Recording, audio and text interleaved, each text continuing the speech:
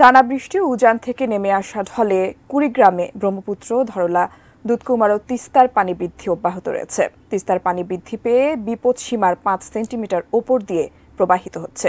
ধরলা সেতুর পূর্ব প্রান্ত থেকে বিস্তারিত জানিয়েছেন সহকর্মী ইউসুফ আলমগীর। কুড়িগ্রামে আবারও বাড়ছে নদ নদীর পানি।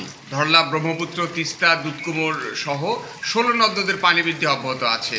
তিস্তার পানি বিপদসীমার 5 সেন্টিমিটার উপর দিয়ে প্রবাহিত হচ্ছে। নতুন করে পানি বৃদ্ধির ফলে নতুন নতুন এলাকা প্লাবিত হচ্ছে। নতুন করে এই বন্যার কারণে নতুন নতুন এলাকা যেমন প্লাবিত হচ্ছে, তেমনি বিভিন্ন বাড়িঘরে, বিশেষ করে তিস্তা অববাহিকার বাড়িঘরে পানি ঢুকতে শুরু করেছে।